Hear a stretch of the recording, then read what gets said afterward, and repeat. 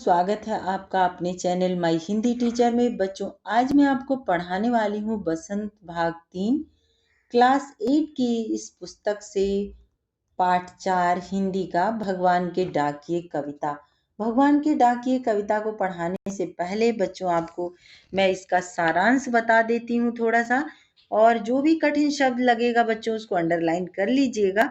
भगवान के डाकिए, जैसा कि नाम से ही पता चल रहा है कि डाकिए मनुष्य नहीं है, कुछ और ही है। तो इसका सारांश आपको बता देती हूँ। इस कविता को लिखा है रामधारी सिंह दिनकर ने।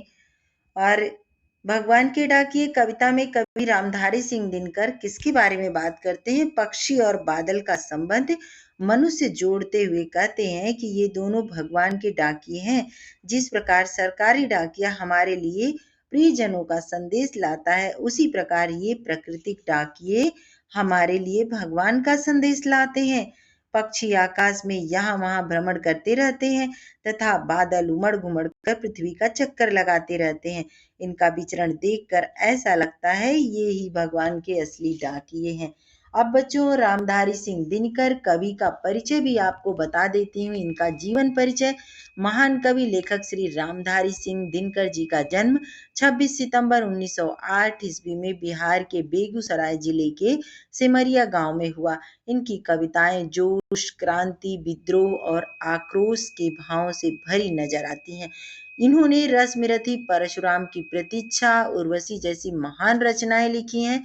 रामधारी सिंह दिनकर जी को उर्वशी के लिए भारतीय ज्ञानपीठ पीठ पुरस्कार तथा संस्कृति के 4 अध्याय के लिए साहित्य अकादमी पुरस्कार से सम्मानित किया गया। साथ ही इन्हें भारत सरकार ने पद्म विभूषण की उपाधि भी दी है। चलिए बच्चों, अब कविता को पढ़ती हूँ मैं। पक्षी और बादल ये भगवान के डाकिए हैं जो एक महादेश से दूसरे महादेश को जाते हैं। हम तो समझ नहीं पाते हैं, मगर उनकी लाई चिट्ठियां पेड़ पौधे पानी और पहाड़ बाँचते हैं। अब फिर से पढ़ती हूँ बच्चों। पक्षी और बादल ये भगवान के डाकिए हैं जो एक महादेश से दूसरे महादेश को जाते हैं। हम तो समझ नहीं पाते हैं, मगर उनकी लाई चिट्ठियां पेड़ पौधे पानी और पहाड़ बाँचते हैं। और पढ़ देती हूँ पूरी कविता। हम तो केवल यह आंकते हैं कि एक देश की धरती दूसरे देश को सुगंध भेजती है, और वह सौरभ हवा में तैरते हुए पक्षियों की पांखों पर तिरता है, और एक देश का भाप दूसरे देश में पानी बनकर गिरता है। प्रकृति कभी अंतर नहीं करती बच्चों। इस पाठ का सारांश मैंने आपको बता दिया है। अब चलिए इसका भावार्थ, एक एक पैराग्राफ का 2 पैराग्राफ है, इनका भावार्थ देख लेते हैं। पक्षी और बादल ये भगवान के डाकिए हैं जो एक महादेश से दूसरे महादेश को जाते हैं। हम तो समझ नहीं पाते हैं, मगर उनकी लाई चिट्ठियां पेड़ पौधे पानी और पहाड़ बाँचते हैं। भगवान के डाकिए जो कविता है, इसका भावार्थ देखते हैं। भगवान के डाकिए कविता की इन पंक्तियों में कवि कहते हैं, आसमान में तैरते बादल और पक्षी भगवान के डाकिए हैं। एक देश से उड़कर दूसरे देश तक जाते हैं, दूसरे महादेश को जाते हैं और खास संदेशों का आदान प्रदान करते हैं। हम तो समझ नहीं पाते हैं। उनकी लाई चिट्ठियां पेड़ पौधे पानी पहाड़ और पहाड़ बाँचते हैं। बाँचते मतलब पढ़ते हैं, समझते हैं। ये संदेश हम समझ नहीं पाते, लेकिन भगवान के संदेश को पर्वत, जल, पेड़ पौधे आदि बखूबी समझ लेते हैं।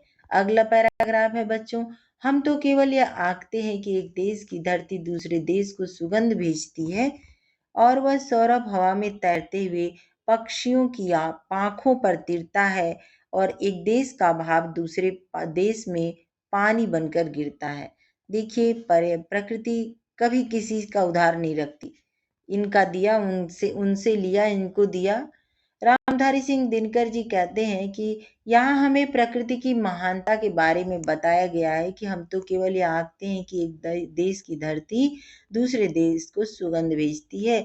हमें प्रकृति की महानता के बारे में बताया गया है कि हम तो धरती को सीमाओं में बांट दे लेते हैं, लेकिन प्रकृति सब एक समान है। प्रकृति के लिए सब एक समान है। हम तो कहते हैं कि हमारी ये धरती, हम यहाँ यहाँ पाकिस्तान है, यहाँ भारत है, यहाँ नेपाल है, यहाँ चीन है, यहाँ भूटान है। हम उसको सीमा रेखा से बांट लेते हैं, लेकिन प्रकृति के लिए सब एक समान है। इसलिए एक देश की धरती अपनी सुगंध दूसरे देश को भेजती है।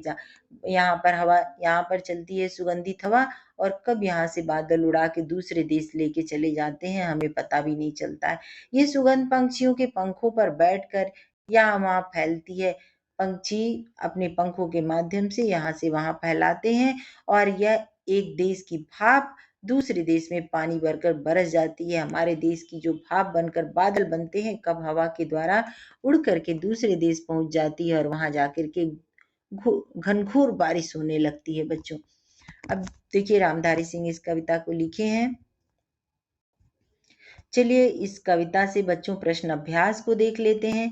कवि ने पंछी और बादल को भगवान की डाकिए क्यों बताया है?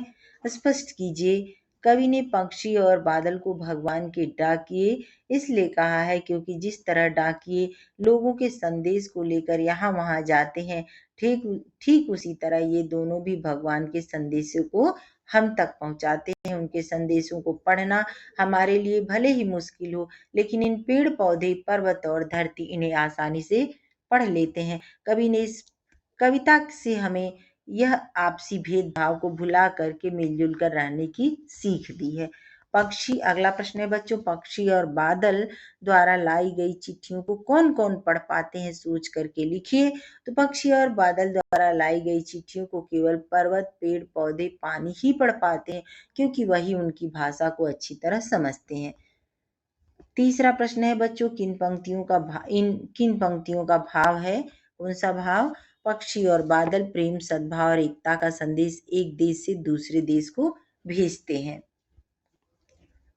तो इसका भाव देखिए, इसका भाव है पहला क वाले का, कि इस पंक्ति में कवि कह रहे हैं कि भगवान के डाकिए यानी पक्षी और बादल हमें मिलजुल कर रहने की शिक्षा देते हैं। वो किसी भी देश से भेदभाव नहीं करते और सबको प्यार व एकता से रहने का संदेश देते हैं। ख नंबर है, प्रकृति देश देश में भेदभाव नहीं करती, एक देश से उठा बादल दूसरे देश में बरस जाता है। बिल्कुल सही बात है। इस पंक्ति में कवि कहते हैं कि प्रकृति की नजरों में सभी एक समान है, वो किसी से भेदभाव नहीं करती, तभी तो एक देश से उठने वाली भाप दूसरे देश में बादल बनकर बरस जाती है और प्यार भरी प्यार भरी बारिश होती है। अगला प्रश्न है बच्चों, चौथा प्रश्न है, पक्षी और बादल की चिट्ठियों में पेड़ पौधे, पानी और पहाड़ क्या पढ़ पाते होंगे? क्या पढ़ते हैं? तो पेड़ पौधे, पानी, पहाड़, पक्षी, बादल चिट्ठियों में भगवान द्वारा भेजा गया एकता और सद्भावना का संदेश पढ़ पाते हैं। बच्चों ये कविता एकता की, भगवान की डाकिए जो कविता है, एकता और सद्भावना का संदेश है इस पाठ में। तो इस पर अमल करते हैं कि नदी सबको अपना जल देती है, पहाड़ सबको आश्रय देता है, पेड़ पौधे सभी को एक समान रूप से फल फूल और छाया और सुगंध देते हैं। पांचवा प्रश्न, अंतिम प्रश्न है बच्चों, एक देश की धरती दूसरे देश को सुगंध भेजती है, कथन का भाव स्पष्ट कीजिए। इस कथन में कवि कह रहे हैं कि प्रकृति किसी की सीमा में बंधी हुई नहीं होती, वो बिना किसी रोक टोक भेदभाव के एक देश की खुशबू और हवाओं को दूसरे देश में भेजती है। ये देखिए बच्चों, यहाँ से ये समाप्त हो गया। अनुमान और कल्पना है, डाकिया इंटरनेट के वर्ल्ड वाइड वेब यानी www तथा पक्षी और बादल, इन तीनों संवाद वाहकों के विषय में अपनी कल्पना का एक लेख तैयार कीजिए। लेख लिखने के लिए आप चिट्ठियों और अनूठी दुनिया पाठ का सहयोग ले सकते हैं। चिट्ठियों की अनूठी दुनिया पाठ का सहयोग ले सकते हैं। तो बच्चों आपको यहाँ पर क्लू दे दिया गया है और आप लोग इसको अपना एक लेख तैयार कर लीजिएगा। वाचना का अर्थ होता है पढ़ना, सस्वर पढ़ना यानी बोल बोल के पढ़ना।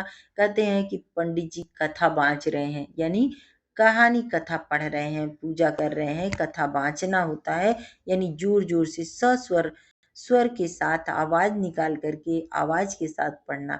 आंकना यानी अनुमान करना, पांख यानी पंख पर, सौरभ यानी सुगंध या सुबास यानी सुगंधित खुशबू। तो बच्चों ये चैप्टर तो यहीं पे खत्म हो गया, लेकिन आपसे चलते चलते इतना जरूर कहूँगी, मेरे साथ इतना समय बिताने के लिए आपका बहुत बहुत धन्यवाद। अगर आप मेरे चैनल पर नए हैं तो इसको सब्सक्राइब कर लीजिएगा बच्चों, ताकि आपको मेरा लेटेस्ट वीडियो मिल जाएगा।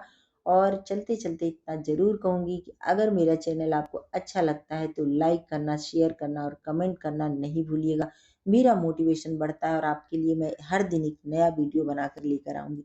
बच्चों, मेरा एक मकसद है, आप सीबीएसई बोर्ड में पढ़ते हैं, एनसीईआरटी की बुक्स आपको चलती है, मेरा एक ही मकसद है, आपको पढ़ना सिखाना। अगर आप पढ़ना सीख जाएंगे, मैं ये नहीं कहती आपको पढ़ने नहीं आता, लेकिन मैं इतना ज़रूर कहती हूँ कि बच्चों को, जो इंग्लिश मीडियम बच्चे हैं, उनको हिंदी पढ़ने में थोड़ी मुश्किल आती है।